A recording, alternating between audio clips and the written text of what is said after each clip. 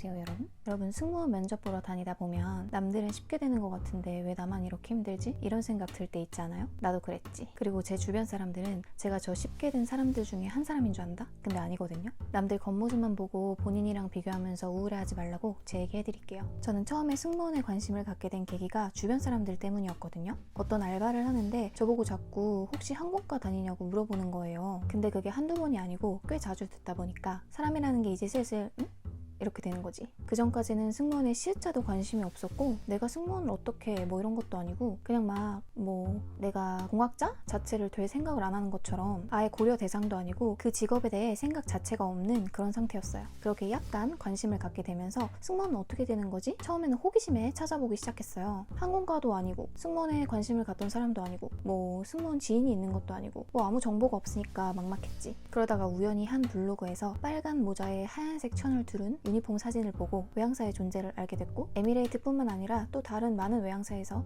한국인을 뽑는다는 것도 알게 되었고 또 그 외항사들이 규모가 크다는 것도 알게 되었고 그렇게 관심이 커졌죠. 그래서 영어도 더 공부하게 되고 면접도 준비하게 되고 이렇게 된 게 제 승무원 준비의 시작이었어요. 제가 항공과냐고 승무원 준비생이냐고 얘기 많이 들었다고 했잖아요. 그래서 전 처음 시작할 때 솔직히 내가 한 번에 될 줄 알았다? 근데 면접장 가보니까 평소에 저런 소리 듣는 사람들이 다 모인 거지. 그렇게 떨어지고 했죠. 그러니까 뭐가 문제인지 이제 궁금해지기 시작하는 거예요. 사람들이 나 승무원 갔다는데 왜 면접관 너네 뭐가 마음에 안 드는 건데 이러면서 그때 면접 질문을 다 모아놓고 한 개씩 넘기면서 대답을 할 수 있게 만들어 놓은 어플을 쓰고 있었는데 마침 그 어플 개발자가 승무원 면접관 출신이라는 거예요. 그래서 그 사람 컨택해서 특강 가가지고 합격하는 사람들 공통점은 뭔지 어떤 사람에게 눈길이 가는지 듣고 오기도 하고 그때 예시 들어줬던 게 아직도 기억이 나는데 예를 들어 가장 좋아하는 음식이 뭔가요? 라는 질문을 받았을 때 떨어지는 사람들은 저는 치킨을 좋아합니다. 왜냐하면 맛있기 때문입니다. 뭐뭐하기 때문입니다. 이런 식으로 대답을 하는데 합격하는 사람들은 저는 치킨을 좋아합니다. 어렸을 적 아빠가 퇴근길에 치킨을 사오시면 가족들이 한데 모여 이런저런 얘기를 하며 치킨을 먹었는데 그게 참 행복한 기억으로 남아있습니다. 그래서 성인이 된 지금 저도 종종 치킨을 사갑니다. 치킨은 맛있는 음식 그 자체를 넘어 저희 가족을 행복하게 만들어주는 수단이기 때문입니다.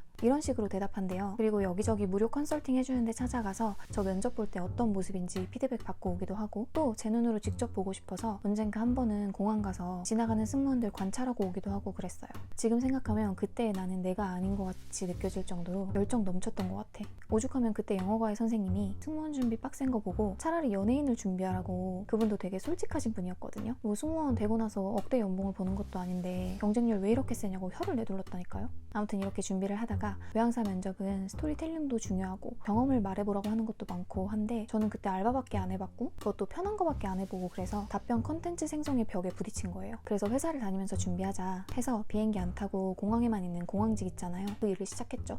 공항이라는 게 24시간 비행기가 들어오다 보니까 저녁 늦게까지 일하고 오전 일찍 출근하고 이러는 경우가 있거든요. 그런 스케줄이 있을 때마다 회사에서 공항 근처 호텔을 제공해줬어요. 그때 방을 혼자 쓰게 되거나 같이 쓴 친구가 먼저 출근을 하게 되거나 이렇게 저 혼자 방을 썼던 경우에는 아침에 준비할 때 영화나 영어 라디오 틀어놓고 그거 들으면서 출근 준비하기도 했고 외국인 손님 오면 일부러 막 제가 받기도 했고 응대를 했는데 뭐가 내가 했던 말이 마음에 안 들어. 그러면 그 공항에 직원들 전용 독서실? 스터디룸? 같은 데가 있어요. 쉬는 시간에 거기 가서 막 찾아보면서 뭐라고 했어야 됐지? 더 세련된 표현은 뭐가 있지? 검색해서 장문해가지고 연습하기도 하고 면접 예상 질문이 막 몇백 개가 넘어가니까 거기에 뭐라고 대답할지 스토리 미리미리 짜놓기도 하고 회사 다니면서 짬짬이 이런 짓을 했죠. 그리고 제가 옛날에는 차갑다는 소리를 되게 많이 들었거든요. 무표정으로 있으면 말 못 걸겠다. 365일 찬물로 샤워할 것 같다. 찌르면 파란색 피 나올 것 같다. 시크하다. 이런 소리 100만 번 들은 것 같아요. 그래서 좀 착한 표정을 가져보려고 손님들 대할 때 일부러 막 더 웃고 TV 볼 때 입에다가 미소교정기 1시간씩 껴놓기도 하고 이게 오래 하면 입 주변 근육이 아프고 광대가 부들부들 떨리고 그래요. 힘들어. 지금은 마스크 쓰고 다니니까 웃는 연습하기 얼마나 좋아요? 계속 웃고 다니세요, 바보처럼.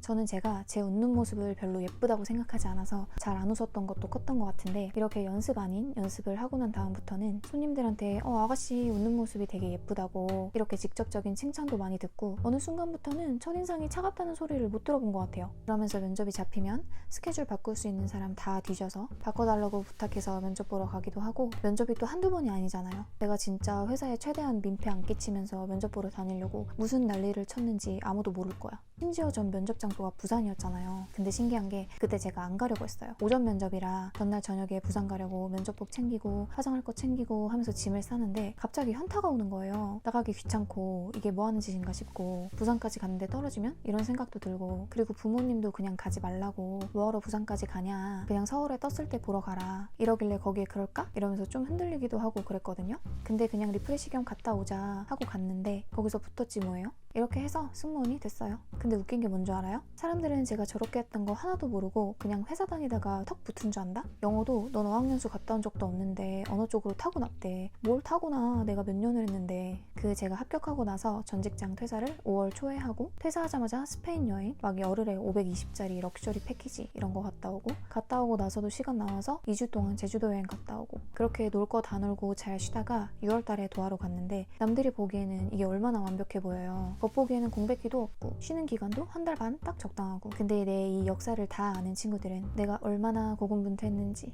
맨날 면접 망하고 술 마시자고 불러내고 징징거리고 그랬던 걸 다 알고 있죠. 여러분, 남들 쉽게 되는 것 같지만 다 그들만의 드라마가 있답니다. 물론 진짜 쉽게 되는 사람도 있긴 있어요. 근데 그런 사람 부러워한다고 현실이 달라지나? 그냥 좋겠네 하고 내 갈 길 가야죠. 멘탈 흔들리지. 어쩌겠어요. 멘탈을 잡는 자가 결국 되는 거지. 그리고 노력했던 거를 일부러 말하지 않는 사람도 많더라고요. 그러니까 보여지는 부분만 보고 남들만 술술 잘 풀리는 것 같다 부러워할 필요가 없다는 게 오늘의 핵심이었습니다. 아무래도 제 채널을 보시는 분들 중에 승무원 준비생들이 많을 테니까 고민 상담 메일도 보내시고 하더라고요. 그래서 이런 것도 한번 얘기해보고 싶었어요. 오늘도 재미있게 들으셨으면 좋겠어요. 다음 영상에서 만나요. 안녕.